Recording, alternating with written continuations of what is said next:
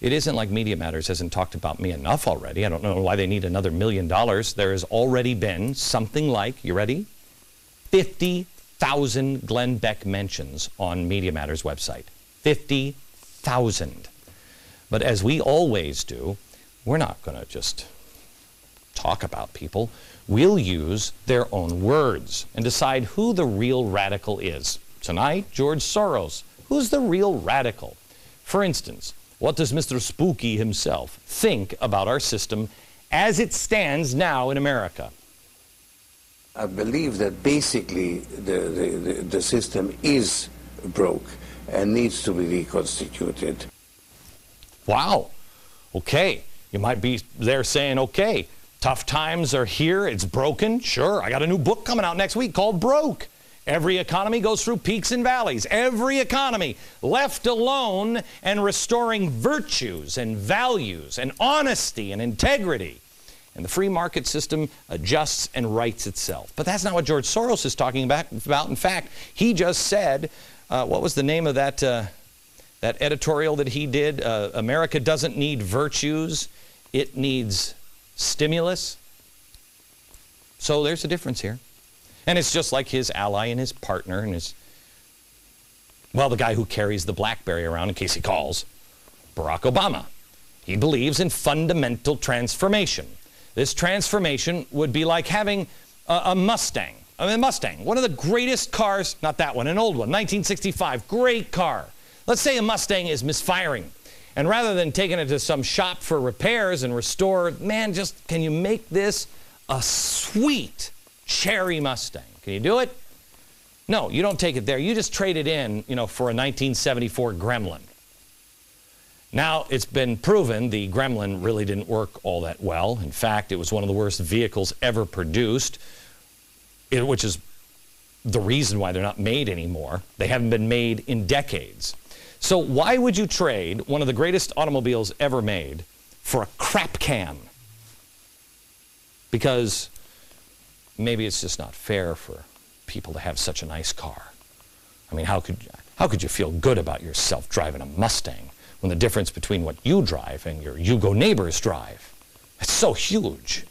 George has summed it up like this, quote, "The trouble is that the winners do not compensate the losers, either within states or between states. The welfare state, as we know it, has become unsustainable. And international income redistribution is practically non-existent. Total international assistance amounted to $56.5 billion from the U.S. and $74.4 billion worldwide in 2002. Now, I just want you to know this amount represents only 0.18% of global GDP. As a result, the gap between the rich and the poor continues to grow, Spooky Dude says. What he leaves out is it doesn't count the charitable contributions Americans made to churches or charity that stayed in this country. Of course, look at the selfishness of the United States. International giving, the selfishness of this country only represented 75% of all international giving. Man, how do you live with yourself, America? Thank you for pointing out, Mr. Spooky Dude, how pathetic we really are. This is the argument, though, for scrapping the free market in favor of failed socialist or Marxist policies. Just take it from us instead of having us willingly from our heart give 75% of all of the world's giving. Oh, that's brilliant. Spooky Dude, maybe you can control that money. And frankly, as Spooky Dude himself tells us, it's time, I gotta say it like him, it's maybe time for a new world order. Really need to bring China into the creation of a new world order, financial world order. I think the makings of it are already there because the G20, in agreeing to peer reviews, effectively is moving in that direction. So there we go. We just need a little push to finish and reconstitute our entire system. Let go of that pesky sovereignty thing. Give me your sovereignty, accept global currency and governance, and submit to Chinese supremacy.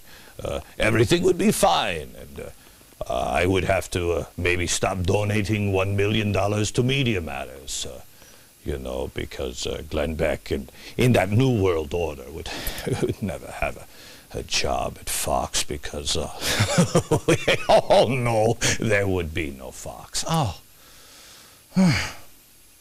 Come on, George. Save yourself the $1 million. Come on, I'll make a nice spooky dude chair. I'll even get you that chair that you had in The Empire Strikes Back. Remember? Or was it, what was the last one? Return of the Jedi? That was great. That cool chair. And you can say, see your friends out there. They're all ready to die. Just as I foretold. Something like that. I don't remember the exact line, but it was cool. It was cool. Man, you're a good actor. Tell America to their faces that America is over, that we've now, everything that we've earned needs to be redistributed to poor countries so we can level the playing field for everyone. Make the case. Maybe I'm wrong. Maybe I'm in the minority. Maybe I am. I don't think so. And by your $1 million donation today, I don't think you think so either. Pick up the phone. You know what? You did spend $1 million. You can even call me collect. You might be strapped until payday, or no, I forgot, you're one of the richest, most powerful men in the world. No. Call me, but on your own dime. Back in a minute.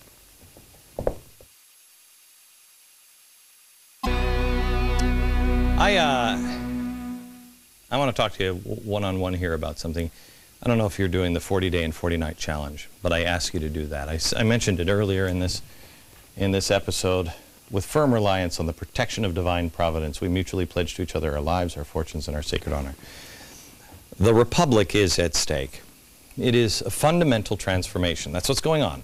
If you like European socialism, which is now collapsing in communist violence, you know, God bless you. I don't understand that. What's happening here is not because of the Democrats. It's because of the shadow organizations that controlled many people, mainly the Democratic Party, but some in the Republican Party as well. And it is a pulling away from our values and our principles. And we all were, you know, you can't blame it on them. We didn't pay attention to our country. And we believed one thing, that Americans are all good, that nobody would ever want to intentionally destroy us. And they don't see it as destroying us. They really just see it as, again, I go back to that Fabian society, just reshaping the world in the pattern that they like. And I ask you to take this 40-day challenge and know what each word in this means. And you can find this all at glennbeck.com. But I've asked you here last week to do something else. And I had an idea. And Joe, if you'll remind me when we get off the air, I've been meaning to tell somebody this all day. Had an idea last night about founding fathers. But last week I talked to you about grandparents. George Soros is, I don't know, 900 years old. And he is, look at him. I mean, he is still fully there, fully active. There's no, I mean, the guy, he's not an old man. Age doesn't make really that much of a difference. Too many great Americans have retired. And now you're playing golf or whatever, and you've earned it. You have. And you probably planned your whole life to do whatever it is you're doing now. I beg you, please come back into service of your country, but in a different way. Our children don't know what America really is. They are being indoctrinated. And sometimes they just don't see the values of family. Please help your children out by helping your grandchildren. Talk to your family if you can. I know this is a scary idea. We do it in my house, and it is frightening. But man, you won't believe the difference in your children. Please consider homeschooling. Grandparents, I can't even imagine what it would have been like if I had been homeschooled by my grandmother, and she would have taught me. I love my grandparents. We don't create enough real memories with our grandparents anymore. Remember your grandparents. Remember the lessons you taught to them. Our children or our grandchildren are not going to make it in this new world that is coming. Things are going to change. It will be better in many ways when we get through it. But we got to go through an awful lot of pain. But we need people who know what the real values are, know the real history of the country. You don't need a certificate to teach your children. And rest assured, Media Matters, I'm not the one doing it, it's my wife. Yeah, you can't complain of that. You can't say, a woman? No, you can't do it. Huh? What are you going to complain there? Grandparents, step into service. Step into service. Your country needs you. Back in a minute. I want to take a moment to give a sincere thank you to George Soros and the folks of Media Matters. There is another way to look at all of this. In 2004, when we first got our first Media Matters alert, we were only on about 40 stations on radio. I wasn't even on TV yet. I don't even know if did I have a newsletter or anything else? A newsletter now, I think the subscriptions, it's free, but the subscriptions I think now, bigger than the subscriptions to the New York Times. But anyway, I didn't have that then. Fast forward to today. These guys will routinely do about 5 alerts on me a day, thousands and thousands of alerts over the past few years, approximately 50,000 mentions. So how's their internet attack blitz worked on ruining my business and my character? Well, I mean, you can look at it. I was on 40. Today we're on 425 radio stations. I have one of the top-rated shows in all of cable news. I sell millions of books a year. Probably sell for an author like me. Nobody else has done some of the stuff we've done. We tour all over the country. We have website, newsletter. 500,000 people showed up at 828. 828. I want to thank George Soros for making all this possible. But I also want you to know this. I could lose it all. It doesn't matter. Because I know who George Whitfield is. Do you?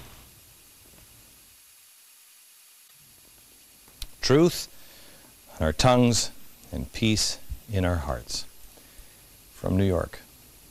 Good night, America.